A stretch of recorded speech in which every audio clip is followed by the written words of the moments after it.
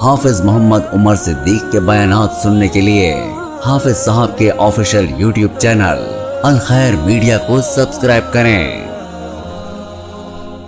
आपसे सवाल ये था कि क्या बातिल और बिदातियों के तरदीद के लिए उनकी किताबें पढ़ी जा सकती है?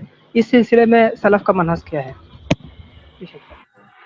सुभान अल्लाह, बातिल और बिदतियों की तरदीद में उनकी किताबें जो हैं पढ़ी जा सकती हैं। जैसे कि नबी अलैहिस्सलातु वस्सलाम के पास जब वो कज़िया एक मामला पेश किया गया कि जिसमें एक औरत ने जो है वो जिना किया, शादीशुदा औरत थी, तो आप सल्लल्लाहु अलैहि वसल्लम ने तौरात मंगवाई। उमर बिन खत्ताब ने तौरात पढ़ी तो अल्लाह के नबी नाराज हुए।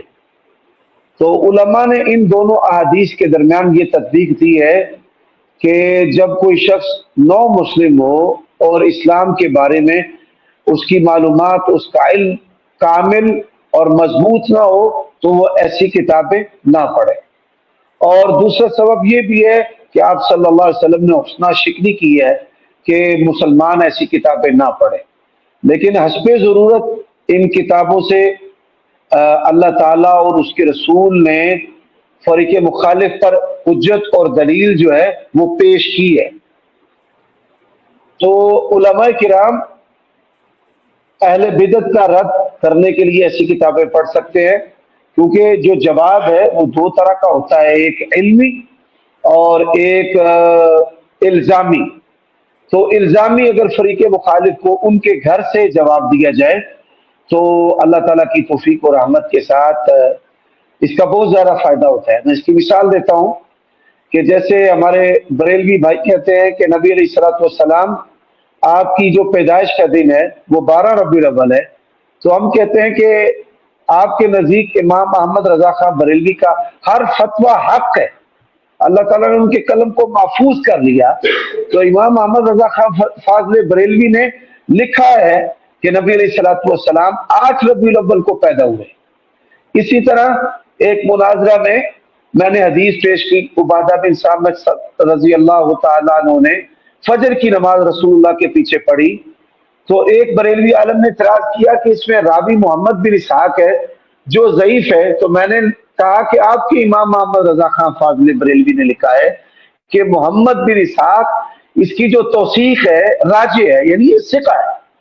तो फरीक़े मुखालिफ के घर से हवाला देना ये रसूलुल्लाह की भी सुन्नत है और ये सलफ की भी सुन्नत और तरीका है।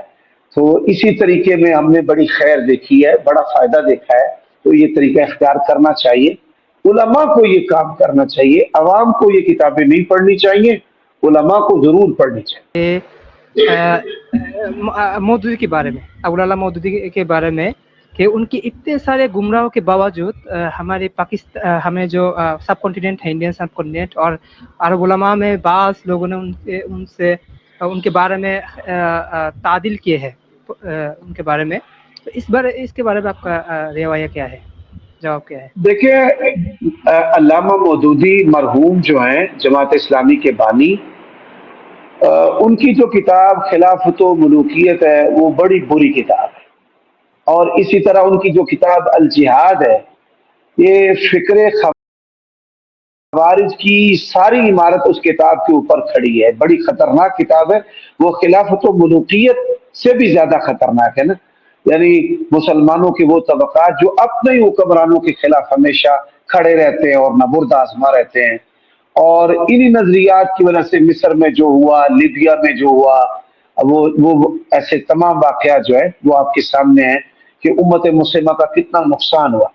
लेकिन अल्लामा मौदूदी जो हैं, हमारे उलमा ने उनकी तफसीरी खिदमात को सराहा है कि उन्होंने एक अच्छी तफसीर लिखी है, जिन्होंने तकलीद के जमूद को तोड़ा और फिर जो एक इंडिया पाकिस्तान में हनफियत का जमूद था उसको अल्लामा मौदूदी ने तोड़ा। और फिर वो बाज मकामात पर जो बंदियों के, बरेलवियों के खिलाफ अहले हदीस के साथ खड़े हो जाते थे, यानी मुअशरती तौर पर उनका अहले हदीस के साथ नरम पहलू रहा है, नरम गोशा रहा है। और कई अहले हदीस मसाजिद, मदारिस बनाने में जमात इस्लामी का भी हाथ रहा है इंडिया पाकिस्तान में।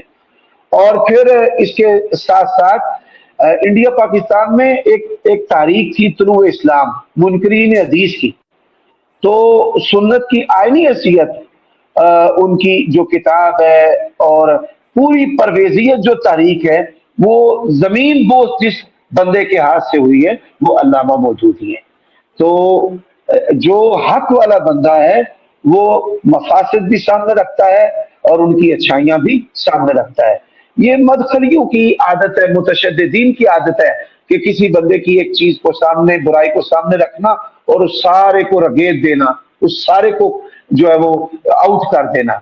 ایسا اسلام میں بھی نہیں ہے. اللہ تعالیٰ نے اہل کتاب کی کئی خوبیوں کو بیان کیا ہے کہ ان کے اندر کئی بندے ہیں جو امانت دار ہیں, کئی بندے ہیں جو حق کو جاننے والے ہیں, کئی بندے ہیں جو حق کو قبول کرنے والے ہیں. تو جماعت اسلامی کی اچھائیاں بھی ہیں, برائیاں بھی ہیں. جو اچھائیاں ہم ان کی حمایت کرتے ہیں اور جو برائیاں ہیں ہم ان کا علمی رد کرتے ہیں.